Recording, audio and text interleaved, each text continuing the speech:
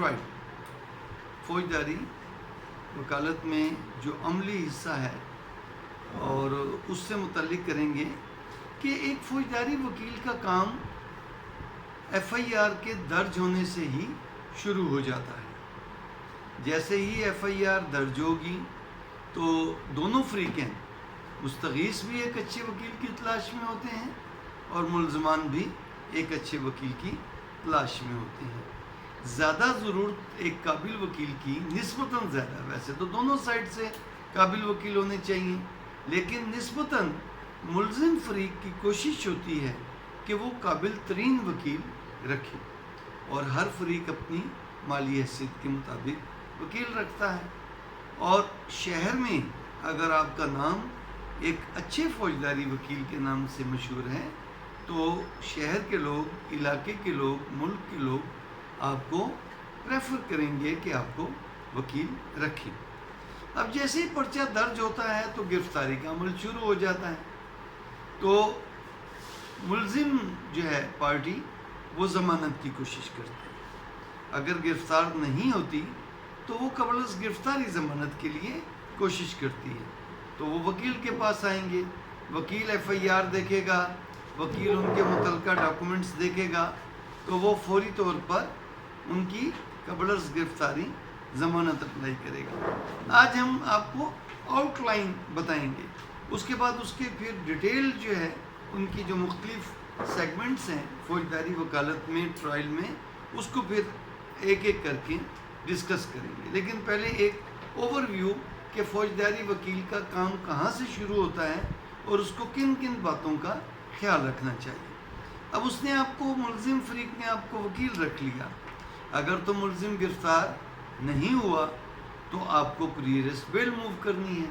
Pre arrest bell के लिए आप FIR देखेंगे, उनसे वाक़यात पूछेंगे कि क्या दुश्मनी है, आपको क्यों मुलविस किया, या आपने क्यों लड़ाई की, या क्यों कत्ल हुआ, आपको क्यों मुलविस किया।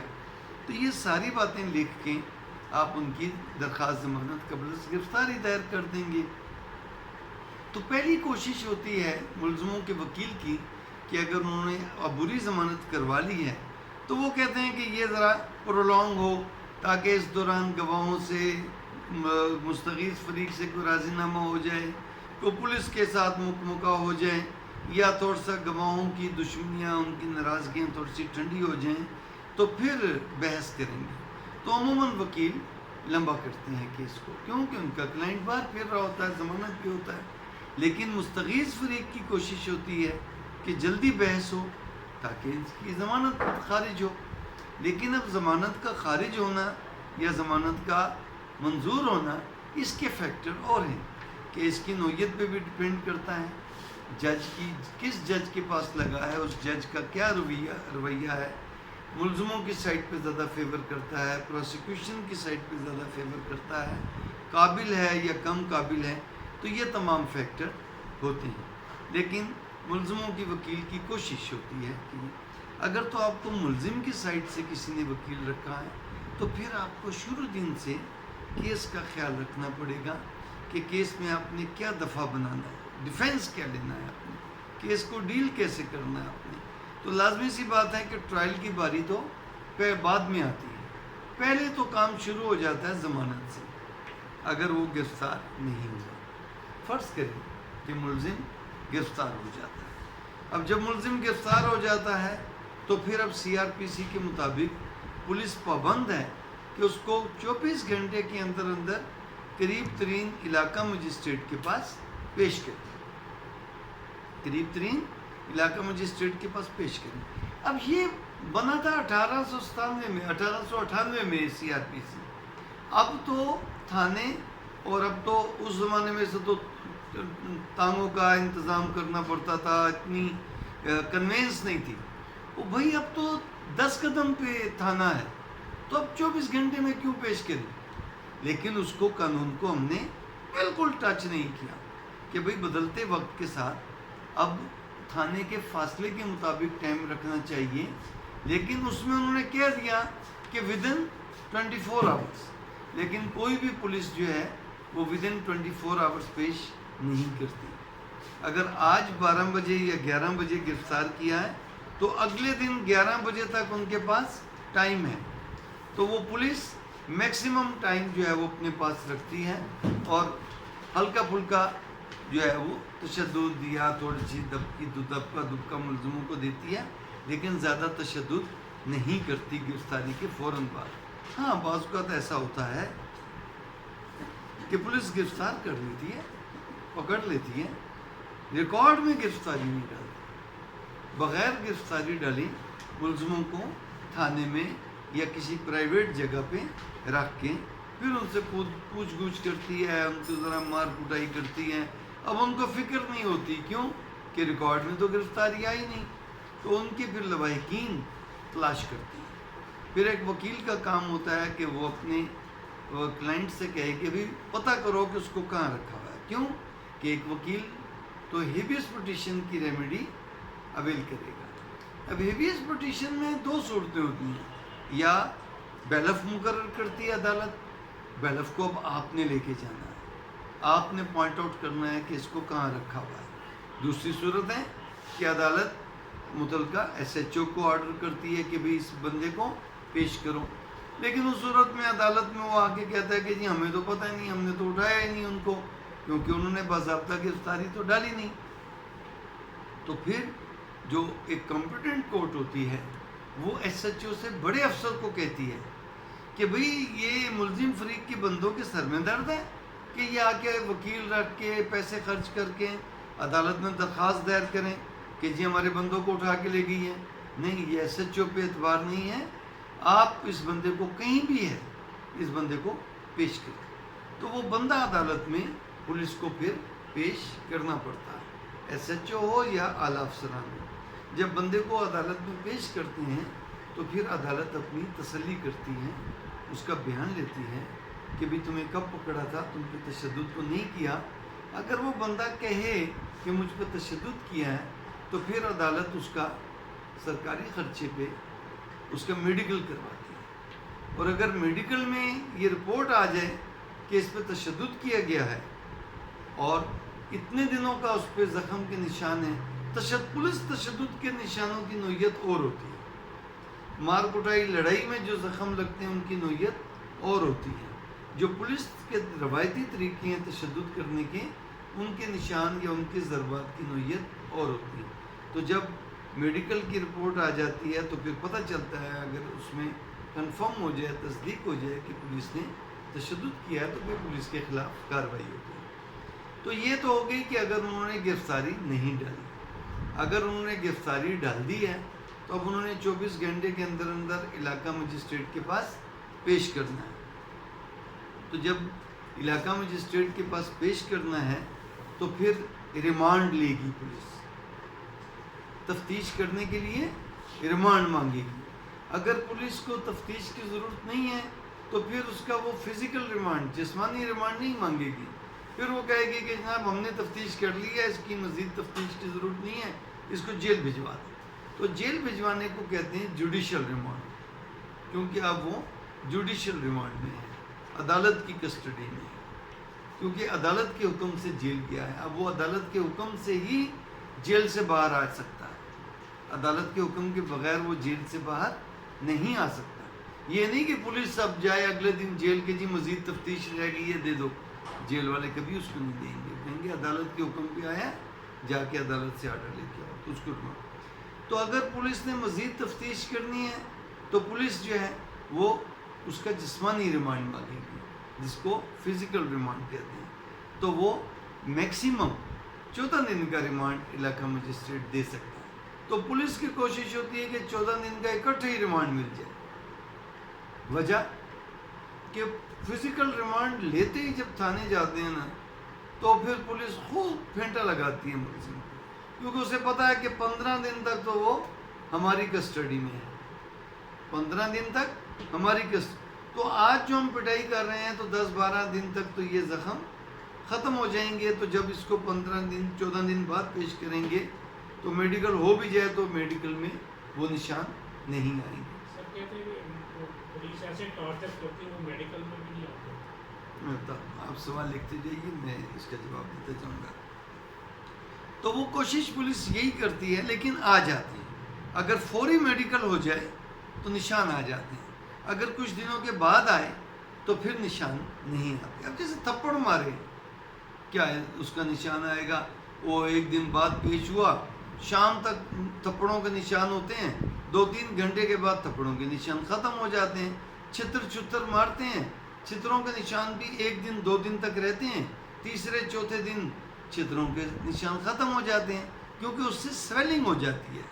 چھتروں سے زخم نہیں لگتے، کوئی خراشیں یا کوئی اس طرح کے زخم نہیں لگتے، سویلنگ ہو جاتی ہے، جلد نیلگوں ہو جاتی ہے، نیلی ہو جاتی ہے، نیلی پڑ جاتی ہے. کیوں کہ خون کٹھا ہو جاتا ہے وہاں مسلز میں. تو بہرحال وہ ایک پولیس تشدد پہ ہم ایک الگ کریں گے. تو اب انہوں نے جوڈیشل ریمانڈ مانگ لیا، تو اب جب اس کو ریمانڈ کے لیے پیش کرتے ہیں تو وہاں بھی وکیل کی ضرورت پڑتی ہے. اب مدعی کا وکیل وہاں پر کہے گا نہیں جی اس سے تفتیش کرنی ہے، اس سے برآمدگی ہونی ہے، تو اس لیے اس کا فزیکل ریمانڈ دیا جائے. ملزم کا وکیل کہے گا نہیں جی اس کی تو کوئی ضرورت ہی نہیں تفتیش کی، اس سے تو کچھ برآمد ہی نہیں ہونا، پولیس اس پہ تشدد کرے گی اور پولیس اس سے جو ہے وہ الٹا سیدھا اس کو اپنی تحویل میں رکھے گی. تو وہاں سے پولیس کا کام وکیل کا کام، ملزم کے وکیل کا، مدعی کے وکیل، وکیل کا کام شروع ہو گیا، وکیلوں کا میٹر چلنا شروع ہو گیا. تو آپ کو وکیل، تو لوگ پھر بعض بات کلائنٹس جو ہیں کوشش کرتے ہیں کہ ضمانت کے لیے یا ریمانڈ کے لیے کوئی زیادہ مہنگا وکیل نہ رکھیں، اور جب ٹرائل شروع ہوگا تو پھر اس وقت قابل وکیل رکھیں گے جب چلان آ جائے گا. لیکن کچھ فریقین کہتے ہیں، کچھ لوگ کہتے ہیں کہ نہیں، پہلے دن سے ہی ایک قابل وکیل کو رکھنا چاہیے، ملزموں کے یا مدعیوں کے وکیل، تو آپ کا کام شروع. اب جو سینئر وکیل ہوتے ہیں وہ ریمانڈ میں خود تو نہیں جاتے ہیں، لیکن پابندی کوئی نہیں ہے کہ نہ جائیں. بہت ذاتی کیس ہے، بہت تکڑا کیس ہے تو خود بھی جا سکتے ہیں، کوئی لیگل کمپلشن نہیں، لیکن روٹین میں نہیں جاتے. وہ پھر اپنے جونیئرز کو تیار کرا کے بھیج دیتے ہیں. روٹین میں انہوں نے مخالفت ہی کرنی ہوتی ہے، کرنا تو شیر نے ہے، مطلب جو کرنا ہے. اس نے کہا جنگل میں گیا شیر آ گیا، انہوں نے کہا کیا کیا تم نے؟ کہا میں نے کیا کرنا تھا، جو کرنا تھا شیر نے کرنا تھا. تو اسی طرح جو کرنا ہے علاقہ مجسٹریٹ نے کرنا ہے، ریمانڈ بھی اس نے دینا ہے اور جوڈیشل بھی اس نے دینا ہے. اور ایک تیسری اس کے پاس آپشن ہے کہ وہ ریکارڈ دیکھ کے سمجھتا ہے کہ اس ملزم کے خلاف کوئی ایویڈنس نہیں ہے تو پھر مجسٹریٹ اس کو ڈسچارج بھی کر سکتا ہے. تو 3 یہ آپشنز علاقہ مجسٹریٹ کے پاس ہوتی ہیں. تو وہاں پر پھر وکیل تیار ہو کے جاتا ہے. وکیل کی، ملزم کے وکیل کی پہلی کوشش ہوتی ہے کہ ملزم ڈسچارج ہو جائے، ڈسچارج وہیں ہتھکڑیاں کھل جاتی ہیں. دوسری کوشش ہوتی ہے کہ جناب جیل چلا جائے، پولیس کے پاس نہ جائے. اور تیسری کوشش ہوتی ہے کہ اگر خدا نہ خواستہ فزیکل ریمانڈ دے بھی دیا تو جو قابل وکیل ہوتے ہیں، جو اچھے وکیل، تجربہ کار وکیل ہوتے ہیں، وہ علاقہ مجسٹریٹ کو کہتے ہیں کہ جناب آپ یہ دے رہے ہیں فزیکل ریمانڈ تو آپ 2 دن سے زیادہ کا نہ دیں. 1 دن سے زیادہ، 1 دن کا دیتے نہیں ہیں، لیکن وہ ضد کرتے ہیں کہ 2 دن سے زیادہ نہ دیں. 2 دن سے بھی زیادہ دیں تو 3 دن سے زیادہ تو بالکل نہ دیں. اور 3 دن کا اگر 2 دن کا دے بھی رہے ہیں تو جناب پہلے ان کو آرڈر کریں کہ ابھی یہ ملزم کو لے جائیں سرکاری اسپتال اور اس کا میڈیکل معائنہ کریں، تاکہ پتہ چلے کہ آج کے دن تک ملزم کے جسم پر کتنی ضربات ہیں اور ان ضربات کی نوعیت کیا ہے اور ان ضربات کی ڈیوریشن کیا ہے. سر وہ بھی سرکاری خرچ پہ ہوگا. ملزم گرفتار ہو گیا تو اس کا سارا علاج اور ساری میڈیکل سب سرکاری خرچے پہ ہوگا. گرفتاری کے بعد وہ صرف وکیل اپنی مرضی کا رکھ سکتا ہے، وکیل سرکاری خرچے پہ نہیں ملے گا، باقی اس کو تمام چیزیں سرکاری خرچے پہ. تو پھر وہ کہتا ہے کہ جی یہ میڈیکل کارڈ، تو وہ پھر مجسٹریٹ، جو سمجھدار مجسٹریٹ ہوتے ہیں، تو وہ پھر پولیس کو آرڈر کرتے ہیں کہ آپ کو 3 دن کا ریمانڈ دے رہے ہیں یا 2 دن کا ریمانڈ دے رہے ہیں. تو اکثر وکیل کہتے ہیں کہ 2 دن کا بشک 14 دن کا دے دیں، اس لیے کہ 2 دن میں تو پولیس تشدد کر نہیں سکتی، تیسرے دن اس نے پیش کرنا ہے. تو ذرا بھی کوئی کیا ہوگا پتہ چل جائے گا. کیوں کہ پہلے دن اس کا میڈیکل اگر ہو جاتا تو پھر پولیس کے لیے بڑی مصیبت پڑ جاتی ہے کہ وہ پھر اس کو ہاتھ نہیں لگاتے. پھر وہ کہتے ہیں لعنت بھیجو کہ جب مار ہی نہیں سکتے تو پھر تفتیش کیا ہوگی. ہماری پولیس کی 90% تفتیش تو مار کٹائی سے شروع ہوتی ہے.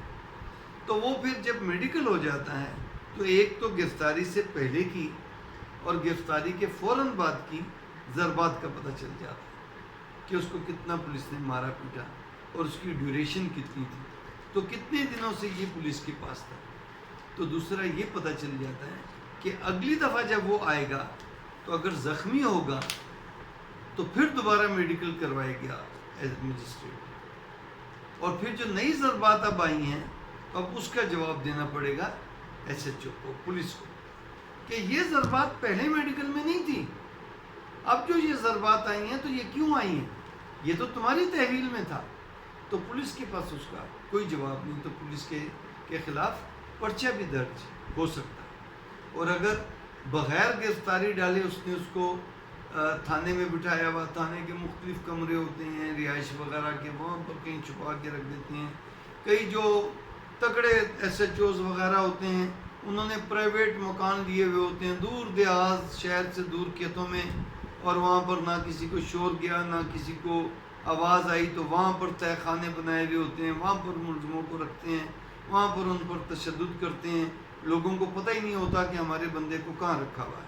تو اگر ان کی غیر قانونی بغیر گرفتاری ڈالے اگر وہ بندہ برآمد ہو جاتا ہے اور عدالت اس کا میڈیکل کرواتی ہے اور میڈیکل میں ضربات آ جاتی ہیں اور ضربات کی ڈیوریشن آ جاتی ہے کہ 2 گھنٹے پہلے لگی تھیں, 6 گھنٹے پہلے لگی تھیں, 24 گھنٹے پہلے لگی تھیں, تو پھر پولیس کو جواب دینا پڑتا ہے کہ یہ ضربات اس کو کیسے لگی, کیونکہ بندہ تو آپ کی کسٹڈی سے بیلف لے کے آیا. تو پھر پولیس کے خلاف پرچہ درج ہو جاتا ہے. تو کہنے کا مطلب ہے کہ پہلا سٹیپ وکیل کا آیا کہ وہ ریمانڈ میں پیش ہوگا, اور اگر اس کو غیر قانونی قید میں رکھا ہوا ہے تو پھر وہ حبس بھیجا کی درخواست ڈالے گا. اس کے بعد جب ریمانڈ ہو گیا 14 دن کا اور تمام تفتیش ہو گئی اور اس کو جیل بھیج دیا, جوڈیشل ریمانڈ پہ بھیج دیا, اور وہ ڈسچارج بھی نہیں ہوا, تو پھر وکیل کا کام شروع ہو جاتا ہے درخواست ضمانت دائر کرنے کا. اس کو کہتے ہیں بعد از گرفتاری ضمانت. اب دیکھیں یہاں پر بڑا ایک غلط کنسیپٹ ہے ہماری وکالت میں کہ جب تک ملزم فزیکل ریمانڈ پہ ہے, جسمانی ریمانڈ پہ ہے, اس کی درخواست ضمانت دائر نہیں ہو سکتی. یہ ایک غلط کنسیپٹ ہے. قانون کہتا ہے کہ ہو سکتی ہے. کیوں کہ ضمانت کا حق آپ کی گرفتار ہونے کے فوراً بعد شروع ہو جاتا ہے. جیسے ہی پولیس نے آپ کو گرفتار کیا ہے نا تو آپ کی ضمانت کا حق شروع ہو گیا. ہاں عموماً ہوتا کیا ہے کہ جب تک وہ جسمانی ریمانڈ پہ ہوتا ہے تو عدالتیں بیل اپلیکیشن جو ہے وہ عموماً پرولونگ کرتی ہیں, نہیں سنتی, لیکن انکار نہیں کرتی کہ ہم نہیں لیتے. وکیل دائر ہی نہیں کرتے روٹین میں. کیوں؟ پریکٹس یہ ہے کہ جسمانی ریمانڈ کے دوران ابھی اس سے تفتیش ہونی ہے, برآمدگی ہونی ہے, تو ابھی تفتیش کے دوران اس کی ضمانت نہ لی جائے. یہ ایک زبانی کنسیپٹ ہے, قانون میں اس کی کوئی گنجائش نہیں. قانون میں یہ ہے کہ جیسے ہی اس کو گرفتار کیا ہے اور وہ بشک پولیس اس کو جسمانی ریمانڈ پہ لے گئی تو آپ اس کی ضمانت اپلائی کر سکتے ہیں, اور عدالت لازمی سی بات ہے پولیس سے ریکارڈ منگوائے گی, اور ریکارڈ منگوا کے دیکھے گی کہ بھئی اس کے خلاف کیا شہادت ہے, اس کو کیوں گرفتار کیا تم نے. اگر پولیس عدالت اگر ریکارڈ دیکھ کے یہ سمجھتی ہے کہ اس کی گرفتاری غلط ہے, اس کے خلاف کوئی شہادت نہیں ہے, تو اس کو پھر غلط گرفتار کیا ہے, تو وہ فزیکل ریمانڈ کے دوران بھی ضمانت منظور کر سکتی ہے, اس کی ضمانت منظور کر سکتی ہے. اب آئے کہ جی ضمانت تو منظور ہو گئی, بیل بانڈ بھی لے لیے, تو پھر اب روکار جیل کی بجائے تھانے جاتی ہے کہ جی اس کی اتنی ضمانت ہو گئی اور اس کو رہا کر دو. تو ایسا کوئی قانون نہیں ہے کہ جسمانی ریمانڈ کے دوران ضمانت نہیں ہو سکتی.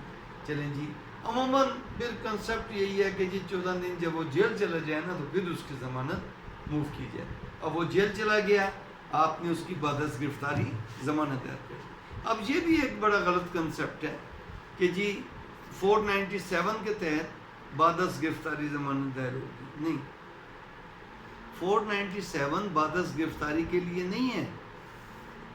497 ہے بیل ان نان بیلیبل افینس. لیکن روٹین میں ہم قبل از گرفتاری ضمانت دائر کرتے ہیں 498 کے تحت اور بعد از گرفتاری ضمانت کرتے ہیں 497 کے تحت. چلیں جی، اب وکالت میں ضمانت پہ کام شروع ہو گیا. جب ریمانڈ میں پیش ہوتے ہیں تو وہ زیادہ پیسے نہیں ملتے، لیکن خرچہ پانی نئے وکیلوں کا چلتا رہتا ہے. کام شروع ہو گیا اور پھر جب ضمانت ہوا تو پھر ضمانت میں تکڑی فیسیں ملتی ہیں. جتنا تکڑا کیس ہوگا، جتنی تکڑی پارٹی ہوگی، اتنی ہی تکڑی فیس ملے گی. دوسرا فارمولا کیا ہے؟ وکیل جتنا تکڑا ہوگا، جتنا بڑا نام ہوگا، اس کو اتنی تکڑی فیس ملے گی. اور اگر اتنی فیس وہ نہیں دیتے تو بڑا وکیل کہتا ہے کہ میرے پاس تو 5 کیسز ہیں، میں نے ان میں سے 3 کیس لینے ہیں، میں 5 کیس کرتا ہی نہیں. مطلب بڑے وکیلوں کے پاس تو کیسوں کی کمی نہیں ہے، لیکن وہ پھر ایک اپنا معیار بنا لیتے ہیں کہ ہم نے اس سے کم فیس لینی نہیں، بے شک کیس چلا جائے. کیونکہ ان کو یہ ہوتا ہے کہ اگر کسی کیس میں ہم نے 10,000 فیس لے لی تو پھر ہمیں 2 لاکھ روپیہ کون دے گا؟ کیوں کہ جو آپ فیس لیتے ہیں وہ مخبریاں تو ہو ہی جاتی ہیں نا کہ جی 2.5 انی فیس لئی سی، اسی تے انی فیس دے کے آئے سی فلاں وکیل نے. تو پھر دوسرے بھی کہتے ہیں اور سر انہوں تو تسی انی لئی سی تے سانوں تو بھی لو. وہ پھر انکار کرتے تو وہ کہتا ہے کہ یار ان سے لی تھی تو ہم بھی ذرا زور لگائیں. تو کوئی لوگ، کچھ وکیل ہوتے ہیں وہ کہتے ہیں چلو کچھ تو آ رہا ہے، جو مل رہی ہے لے لو. اور کچھ وکیل ہوتے ہیں وہ کہتے ہیں کہ جو آ رہے ہیں ابھی لے لو، پھر بعد میں ان سے مختلف طریقوں سے نکلوائیں گے. تو یہ 3-4 کنسیپٹ ہیں، بہرحال ہم اس میں نہیں جاتے. تو وکیل کا کام شروع ہو گیا گرفتار پرچہ درج ہونے سے، اور اب درخواست ضمانت آپ کریں گے. درخواست ضمانت کریں گے، مجسٹریٹ کی عدالت سے شروع ہوتا ہے. تو مجسٹریٹ لے لیا تو بلے بلے، نہ لیا تو آگے سیشن کورٹ. سیشن کورٹ نے لے لی بیل، بلے بلے نہ ہوئی تو ہائی کورٹ. ہائی کورٹ نے بیل لے لی تو بلے بلے، نہ لی تو سپریم کورٹ. تو ضمانت تو نہیں ہوتی. پھر ایک راؤنڈ میں سپریم کورٹ نے بھی خارج کر دی تو پھر ہم 2-3 مہینے کے بعد کوئی نیا گراؤنڈ بنا لیتے ہیں. اور اگر اس دوران نہ بنے کوئی گراؤنڈ تو بیماری کا گراؤنڈ بنا لیتے ہیں. جیل کے ڈاکٹروں سے لوگ کر لیتے ہیں جی بیمار ہے، یا تو جینون بیمار ہے یا پھر وہ بیماری کے کوئی نہ کوئی سرٹیفکیٹ لے لیتے ہیں. سر وکیل جو فیس لیتا ہے شروع سے لے کر اینڈ تک لکھ لیجیے، میں ریکارڈنگ ہو رہی ہے، بعد میں ہم کرتے ہیں. تو اس کے بعد اگر میڈیکل گراؤنڈ بھی نہیں بنتا، وہ کہتے ہیں کہ نہیں اتنی بڑی بیماری نہیں ہے کہ اس کی ضمانت لی جائے، تو پھر اسٹیچوری گراؤنڈ. سزائے موت تک کا کیس ہے اور وہ 2 سال تک اس کی کیس کی سماعت نہیں مکمل ہوتی تو اس کا اسٹیچوری گراؤنڈ 2 سال ہو گیا. یا اگر سزائے عمر قید تک کیس ہے اور 1 سال تک اس کے کیس کی سماعت نہیں ہوتی تو پھر اسٹیچوری گراؤنڈ اس کا انووک ہو گیا. تو پھر ضمانت کسی بھی نئے گراؤنڈ پر، لوگ تو بہت گراؤنڈ بنا لیتے ہیں. جب ہم بیل کا چیپٹر کریں گے تو پھر ہم بتائیں گے کہ نیا گراؤنڈ کیسے بنتا ہے اور بیل کیسے دائر ہوتی ہے، کن باتوں کا خیال رکھنا چاہیے، اور جب نئی بیل دائر کریں تو مضبوط گراؤنڈز کیسے نکالے جاتے ہیں وہ نکال. تو کہنے کا مطلب ہے کہ پھر بیل کا پروسیس شروع ہو گیا. تو جب بیل کا پروسیس ہو گیا، اس دوران اگر کیس میں ایک سے زیادہ ملزم ہیں، آپ نے ایک ملزم کی ضمانت کرا لی تو پھر آپ کی ایک ساکھ بن گئی، باقی ملزم بھی آپ ہی کو وکیل رکھیں گے. وہ انہیں کہیں گے کہ یار تمہارا وکیل قابل ہے، اس نے ایک ضمانت کرا دی ہے، اس کو کیس کی بھی اب نوعیت کا پتہ ہے، تو باقی ملزم بھی اس کو پریفر کریں گے. اگر وہ ملزم سارے ایک ہی خاندان کے ہیں تو تب بھی وہ آپ ہی کے پاس آئیں گے. اور اگر آپ میں صحیح پرفارمنس نہیں تھی تو پھر وہ آپ کو چھوڑ کے چلے جائیں گے، کسی اور وکیل کے پاس جائیں گے. کسی نہ کسی وکیل کے پاس تو جائیں گے نا، کسی نہ کسی وکیل کا تو کام بنے گا نا، تو وکیل کی ضرورت پڑے گی. اب اس کے بعد ضمانت کا مرحلہ ہو گیا. اب اس دوران تفتیش مکمل ہوئی اور چلان آ گیا عدالت میں. اب چلان جب آئے گا تو پھر ہم اس کو چلان کے چیپٹر میں الگ سے کریں گے. ابھی ہم ایک اوور آل دے رہے ہیں. چلان عدالت میں آ گیا تو عدالت دونوں فریقوں کو طلب کرے گی. ملزموں کو اگر تو وہ ضمانت میں ہیں تو ان کو سمن بھیجے گی, وارنٹ بھیجے گی, اور جو جیل میں ہیں ان کو جیل سے طلب کر لے گی. اور ادھر سے کمپلیننٹ کونسل سے کہیں گے جی اپنے گواہ لے آؤ. جو سرکاری گواہ ہیں ان کو سمن بھیجے گی. اب پہلے پراسیکیوشن کے گواہ ہوں گے. سب سے پہلے تو چلان عدالت میں آئے گا تو عدالت فارمیلٹی شروع کرے گی. اگر تو مجسٹریٹ کے پاس چلان آیا ہے, وہ مجسٹریٹ کے پاس ٹرائیبل پہ ہے, تو پھر پروسیجر اپلائی ہوگا ٹرائل بیفور مجسٹریٹ 249 کے تحت. 249A 249 یہ مختلف اس میں 249 کے تحت پروسیجر اڈاپٹ ہوگا. اگر وہ کیس ٹرائیبل بائی سیشن کورٹ ہے تو پھر 265 کے تحت ٹرائل ہوگا. کاپیاں پہلے دی جائیں گی ملزموں کو, گواہوں نے جو دیے ہیں ان کے ڈاکومنٹس دیے جائیں گے. اور اگر پرائیویٹ استغاثہ ہے تو استغاثے کی اور اس کے ساتھ جو گواہوں کا ہے وہ دی جائیں گی.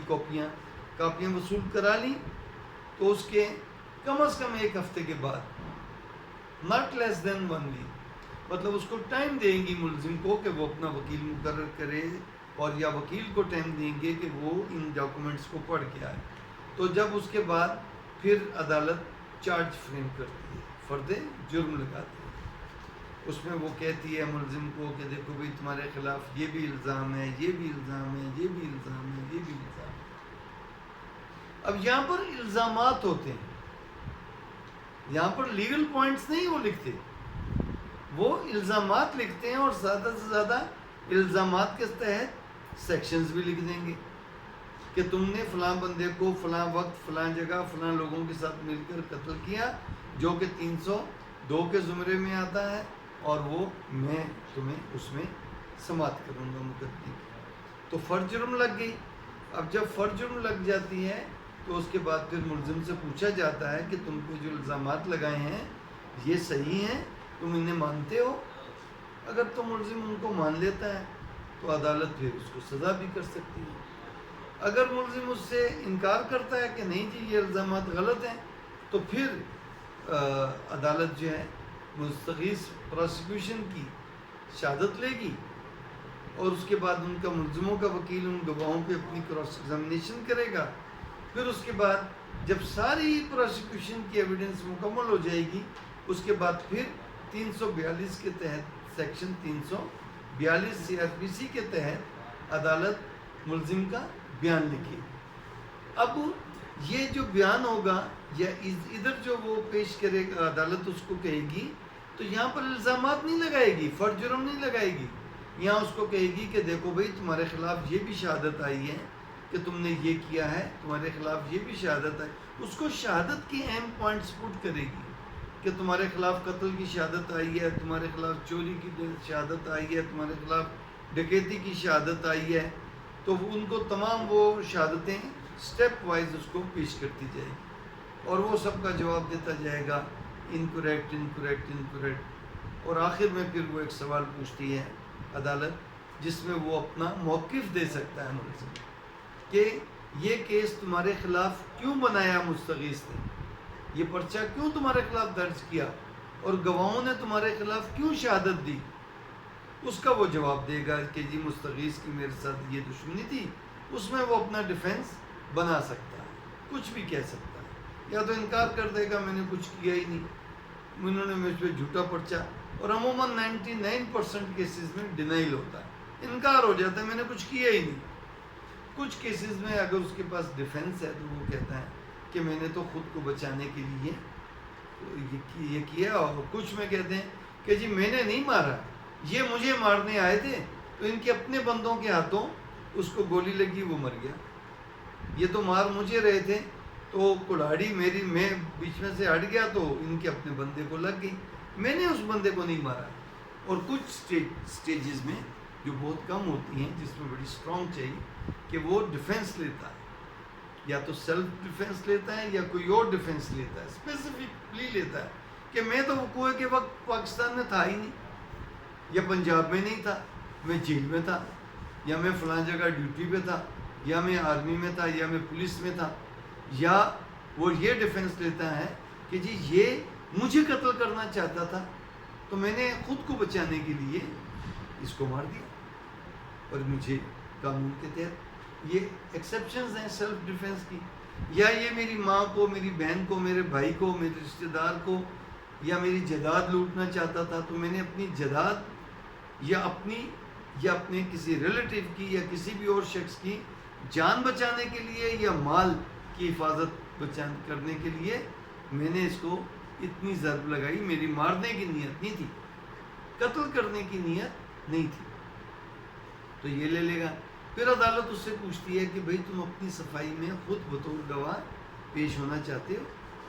اگر وہ کہتے ہیں ہاں تو پھر اس کا حلف پہ بیان ہوگا. پھر جب حلف پہ بیان ہوگا تو پھر اس پہ کراس ایگزامینیشن بھی ہوگی. پروسیکیوشن کا سائڈ اس پہ کراس ایگزامینیشن کرے گا، اور اس کے بعد اگر اپنی صفائی میں وہ کوئی اور گواہ پیش کرنا چاہتا ہے یا کوئی دستاویزات پیش کرنا چاہتا ہے تو عدالت اس کو اس کا بھی موقع دے گی. تو جب دونوں فریقین کی شہادتیں مکمل ہو گئیں اس کے بعد پھر عدالت کہتی ہے دونوں فریقوں سے کہ بحث کریں. دونوں وکیلوں کی وہ بحث سنتی ہے. دونوں وکیلوں کی بحث سن کے پھر عدالت جو سمجھتی ہے کہ ملزم گناہگار ہیں تو اس کو قانون کے مطابق جو جرم بنتے ہیں ان کے تحت ان کو سزا دے دیتی ہے. اور اگر وہ سمجھتی ہے کہ یہ بے گناہ ہے، اس کے خلاف الزامات ثابت نہیں ہوئے، تو پھر ان کو بری کر دیتی ہے. یہاں پر صرف ایک فرق ہے بحث میں. اگر تو ملزم نے کوئی اسپیسیفک پلی لی ہے تو پھر پہلے بحث ملزم کا وکیل کرے. اگر اس نے کوئی اسپیسیفک پلی نہیں لی تو پھر بحث پہلے پروسیکیوشن کا وکیل کرے گا. وہ ثابت کرے گا کہ جی ملزم کے خلاف یہ جو الزامات تھے وہ ثابت ہو گئے. پھر ان کا جواب دے گا ملزموں کا وکیل. اور اگر اس نے کوئی اسپیسیفک پلی لی ہے سیلف ڈیفینس کی تو پہلے پھر بحث کرے گا ملزموں کا وکیل، پھر پروسیکیوشن کا وکیل کرے گا. اور اگر پروسیکیوشن کے وکیل کی کوئی باتوں کا جواب دینا ہے ملزم کے وکیل نے تو پھر وہ دوبارہ بحث کرے گا. تو دونوں فریقین کی بحث سن کے جج اپنا فیصلہ دے دے گا. اسٹاپ کر دو.